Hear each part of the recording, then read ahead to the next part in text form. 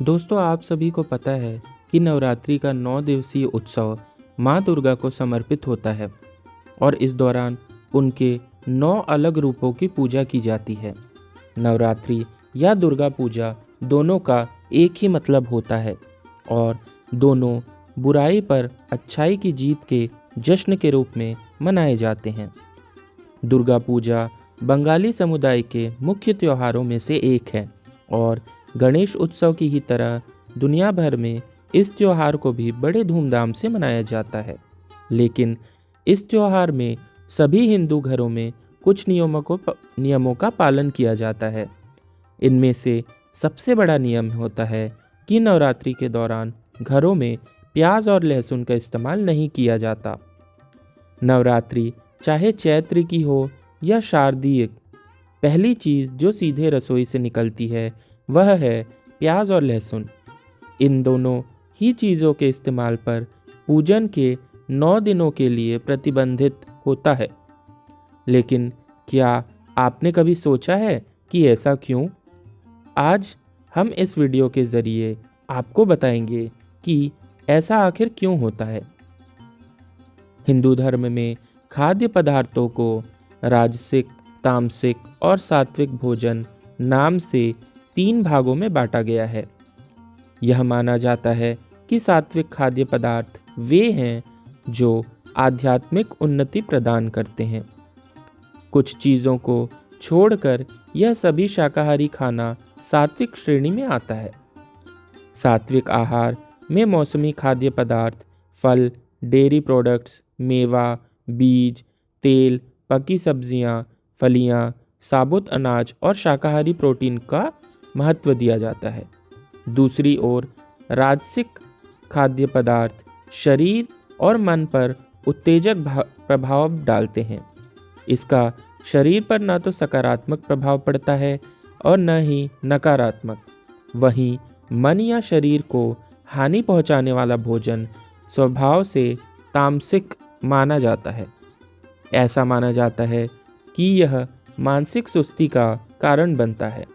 क्योंकि प्याज और लहसुन को नेचर में तामसिक श्रेणी में बांटा गया है, इसलिए 9 दिनों तक चलने वाले पवित्र त्योहार के दौरान उन्हें प्रतिबंधित कर दिया जाता है।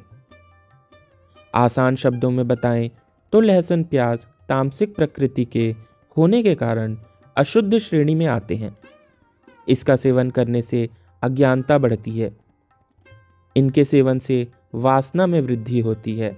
इसलिए व्रत के दौरान लहसुन प्याज का सेवन करना वर्जित पूरी तरह से है। अगर आप पवित्र और खुश मन से भगवान की आराधना करना चाहते हैं तो प्याज और लहसुन खाने से आपका मन अशुद्ध हो जाता है। इसलिए नवरात्रि में मन की पवित्रता को बनाए रखने के लिए लहसुन प्याज नहीं खाना चाहिए। इससे आपका चंचल मन थोड़ा कम भटकेगा। उम्मीद करते हैं कि अब आपको समझ आ गया होगा कि नवरात्रि में लहसुन और प्याज क्यों नहीं खाए जाते हैं। वैसे तो प्याज और लहसुन न खाने के पीछे बहुत से कारण हैं, लेकिन सबसे प्रचलित 2 कारणों में से एक यह है कि समुंदर मंथन के समय सबसे आखिर में जो अमृत निकला था, जिसके बाद भगवान विष्णु मोहिनी का रूप लेकर देवताओं को अमृत पिलाने लगे, तभी स्वरभानु नाम के दानव ने देवताओं का रूप लेकर अमृत पीने की कोशिश की थी। जैसे ही इस बात का पता भगवान विष्णु को चला तो उन्होंने अपने सुदर्शन चक्र से उस दानव का सिर उसके धड़ से अलग कर दिया, जिससे राहु और केतु बने। तब उस दानव के खून की कुछ बूंदें जमीन पर गिरी और उससे ही लहसुन प्याज की उत्पत्ति हुई। प्याज और लहसुन की तीखी बदबू के पीछे का यह कारण माना जाता है।